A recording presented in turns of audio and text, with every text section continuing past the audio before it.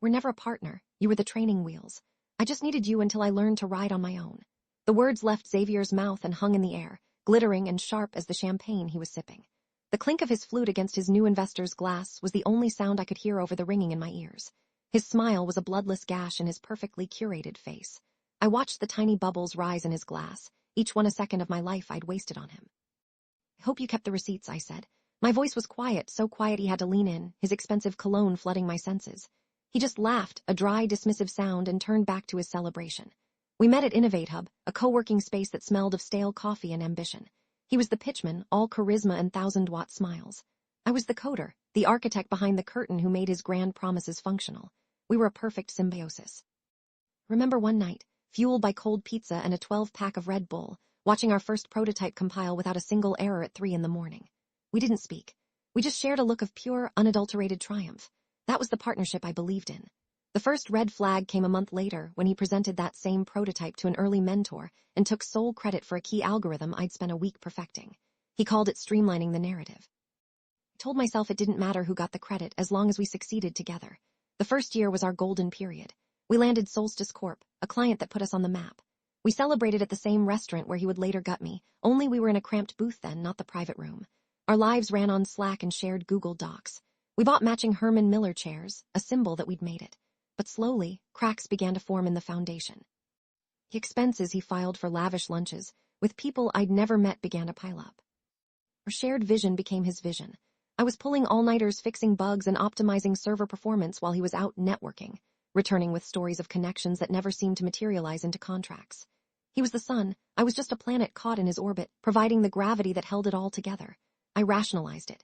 He was the face of the company, I was the engine. Both were necessary. The discovery came by accident.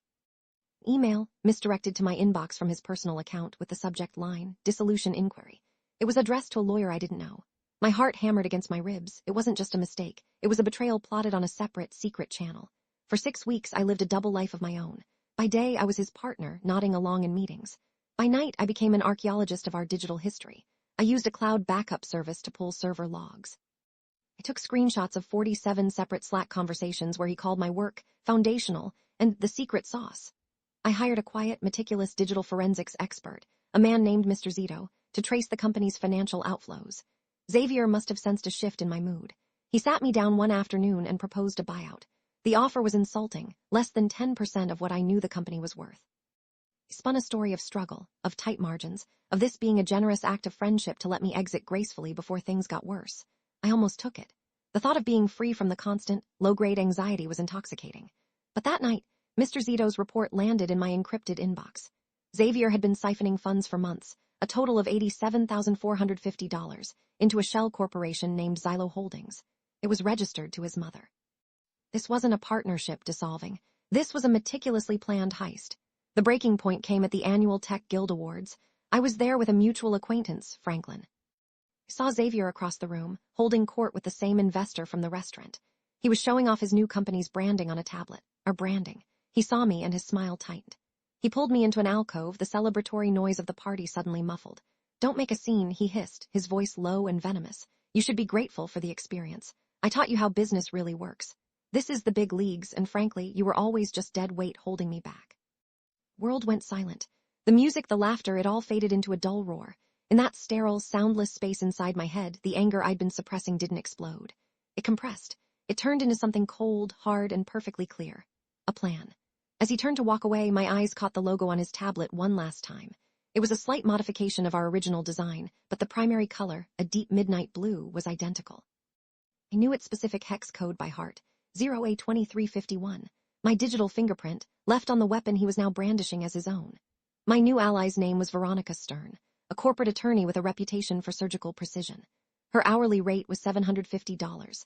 The $25,000 retainer felt like setting fire to my savings account, but watching her work was like watching a grandmaster play chess. "Motion is a liability," she said during our first meeting. "We will use data." The first test came when Xavier's new lawyer sent me a cease and desist letter, a clumsy attempt at intimidation.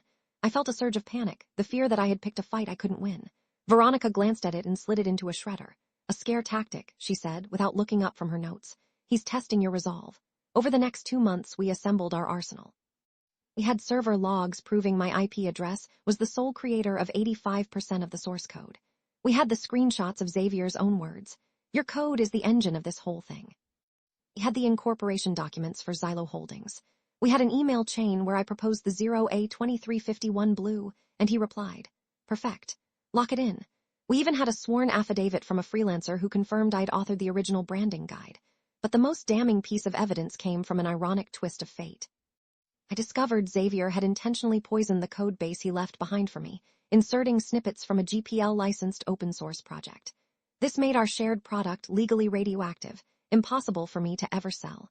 What he didn't know was that the author of that code was an old university friend of mine, Yasmin. I was more than happy to provide a signed declaration that Xavier had never sought a commercial license, and that she'd witnessed me argue against using unvetted code years ago. Veronica's strategy was brilliant. We filed a simple suit for partnership dissolution, a decoy he would focus his resources on.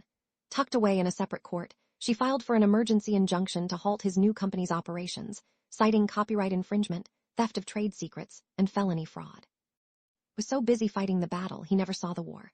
The final act took place in the sterile conference room of a mediation firm. The air was thick with tension.